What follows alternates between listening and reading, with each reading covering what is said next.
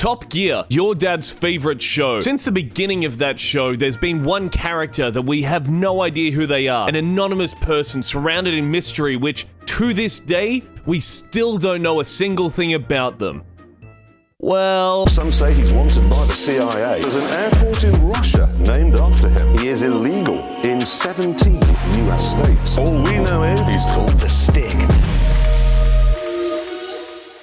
the Stig first appeared on Top Gear in its very first episode, and there was more to that sentence. The very first episode of the first season of Top Gear, and since then, the mythos has always been building. As the episodes went on, you could speak to producers on the show, camera operators, even the celebrities themselves that are on the show. None of them knew who the Stig was, and that's because of the lengths that that person went to be able to protect their identity. When asked about how they protect their identity when they're on the show, the Stig said that they wear a helmet walking through all of the security checkpoints, and even just a producer on the show was walking around one day and saw the Stig sitting in the back of an ambulance just eating their lunch, and that's the degree that this person went to protect their identity as the Stig. I realized I didn't write on here what the Stig does because I just assumed everyone would know, but basically, the Stig is an anonymous driver that does all the Top Gear lap times. The entire point of him is that no one knows who he is. He's just this extremely good driver that can get really, really good times in all of these cars. This was known as one of the most well-kept secrets within the BBC of who this person was, but like every secret, it eventually got found out, and in the span of 7 years, the Stig's identity got revealed twice.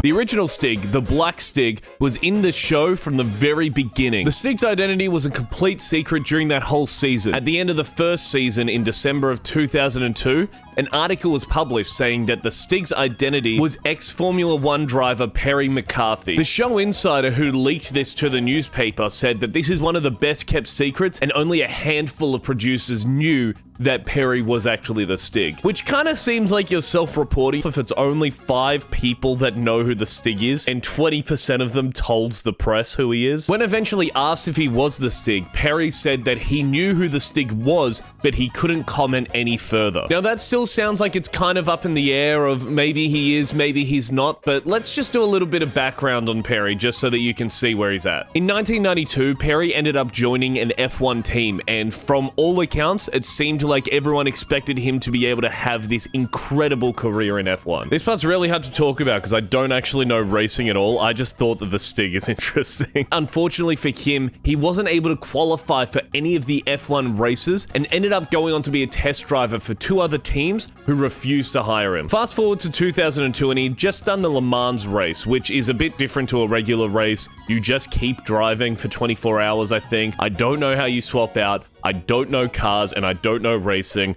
I just know funny men, white suit. Who in suit? Let's find out. So because he had popped back up on the scene, it made people think that there's a good chance that he could actually be the Stig. The second season of Top Gear came and went with no more leaks, and it looked like it was all smooth sailing for the Stig, until Perry McCarthy wrote his second edition of his autobiography, which included that he was the Stig. This sent everyone into a panic, because the Stig was supposed to be this cool, anonymous, mysterious, driving character that's just a gun at what he does, and now it's been revealed that it was a guy who never made it into the F1. And so realizing this, they ended up killing off the Black Stig in the first episode back for season 3. Basically the first chance they got. The whole reason they got the Stig in the first place was because the 3 presenters couldn't put up lap times as well as an actual racing driver. So now without the Stig, they basically lost one of their presenters and they've lost the person that's supposed to be getting them these high scores, high times on these laps. So it was in a very delicate place.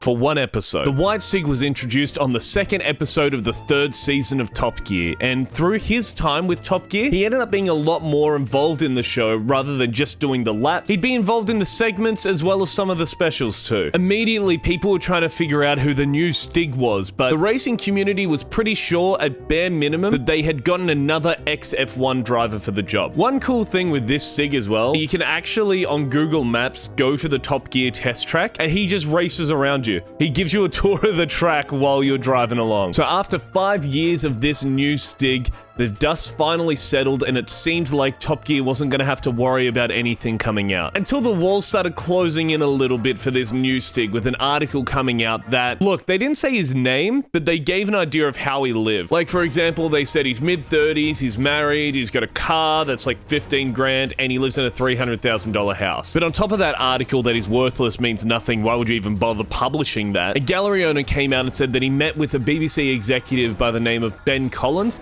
and he requested a whole heap of Stig prints to be made up for him. Which, you know, is still fine, it could have been an executive, until you hear the story about the builder who was working on Ben Collins' house, who found the Stig costume on display in the house. Ben Collins was a name from the very start who had been tossed around as a possibility for being the new White Stig, but it had never been confirmed. The only thing that really lined up was that he was an ex-F1 driver. While all of this was coming out as well, Richard Hammond got into a car accident on set of Top Gear, and on the police report, Ben Collins is listed as a high-performance driver and consultant for Top Gear, which arguably could make sense for why he's got the Stig thing on display in his house, and why he's also getting prints done. He's just a consultant for the show. After all of this was coming out, Jeremy Clarkson said that the next day, they would be revealing the Stig's identity. And on Top Gear, the Stig walks in, they start chanting off to get his helmet off, and when he takes it off, it's revealed that the Stig is Michael Schumacher, who is a 7-time world champion winner of the F1. That is probably not the correct way to say it. I actually don't even know if I wrote it like that. And that revelation worked. Everyone believed that the Stig was Michael Schumacher until the next day when someone from the BBC came out and said to somebody that it's not Michael Schumacher because he can only drive Ferrari cars because he signed with Ferrari, so every other car driven by the Stig